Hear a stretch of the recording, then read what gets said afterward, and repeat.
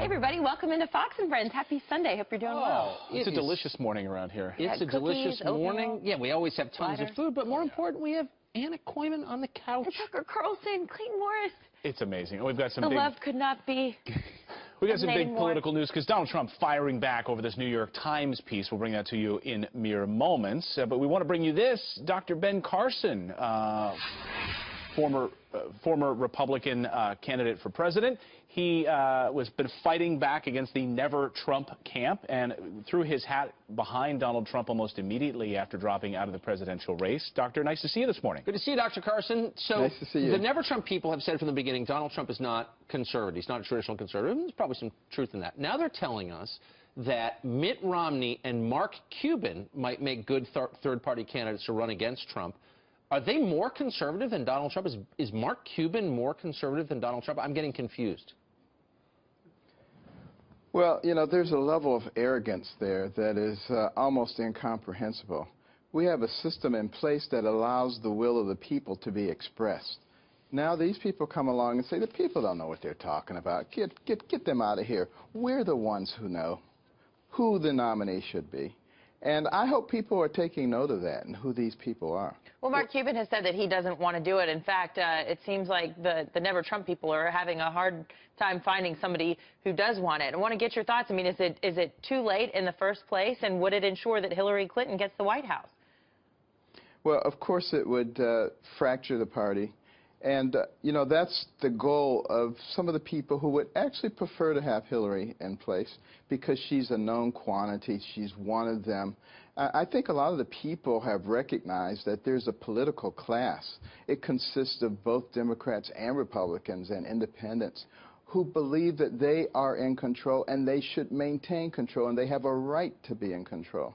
And Thomas Jefferson said it best. He said, just before we turned into another form of government because we weren't paying attention and the government was growing and dominating, that the people would awaken.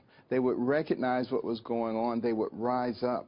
I believe that's happening, not just with Republicans. A lot of Democrats also are recognizing what's going on because, you know, we're Americans first, and we have a system that has worked very well, that propelled us to the pinnacle of the world, that gave our children an opportunity. We're throwing all that away right now, and I think a lot of people are starting to understand that. It was reported this week, Dr. Carson, that you are mounting sort of a PR campaign, reaching out, making phone calls to people perhaps in the Never Trump movement, former rivals of Donald Trump, making the case to come on to the Trump train. How are you making that case? What has been the response? Well, you know, I'm not just talking to former candidates. Talk to everybody about that. You know, there were certain people in the media who came out and said that I'm making a personal reach to this person or that person. That's their own interpretation. I've never said that. But I do have an open door policy and want to encourage that we all get together. I've actually advocated maybe all the candidates coming together in a room with Donald Trump, and let's talk about what we can do to fix this country and to help. And not how we destroy one person or another person. And the key thing that people have to recognize is we're at a point right now where we are deciding what kind of country we're going to be and what we're going to pass on to our children. Are we going to have a progressive movement that does things like confuse our children and tell them, you're not a boy, you're not a girl, it's what you feel like today. Come on, give me a break.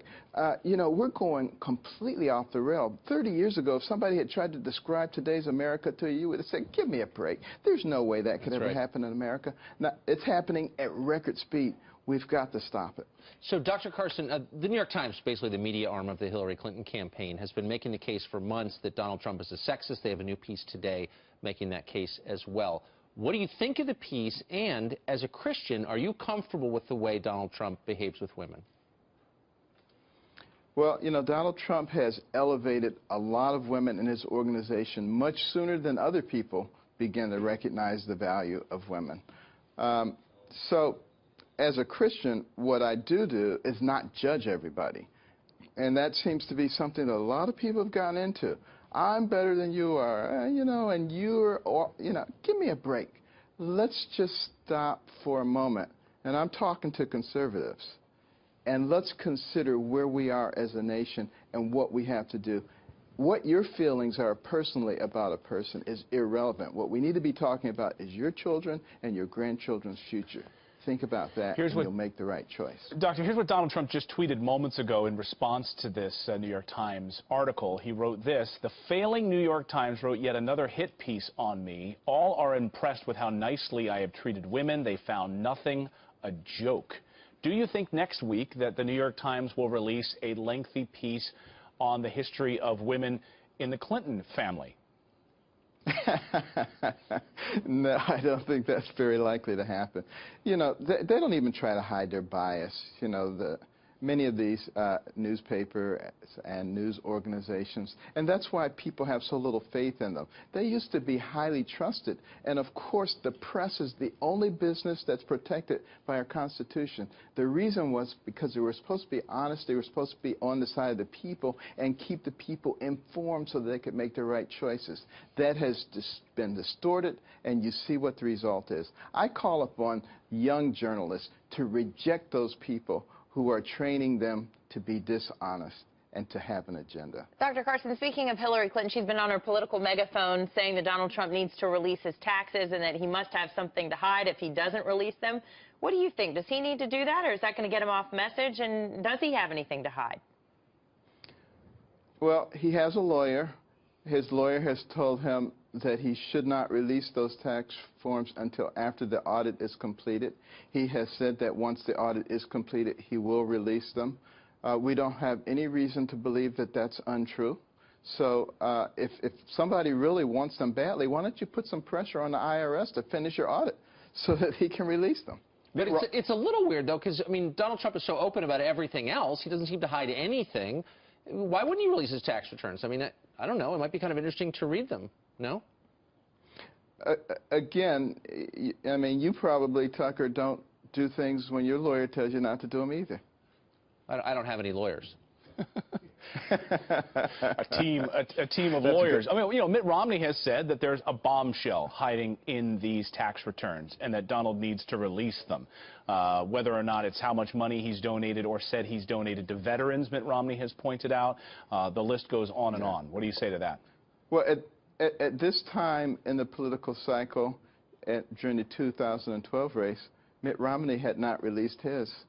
So, you know, I think that should be considered as well. Interesting. You know, maybe by the time we get to the point in the cycle where Romney released his, Trump will have released his.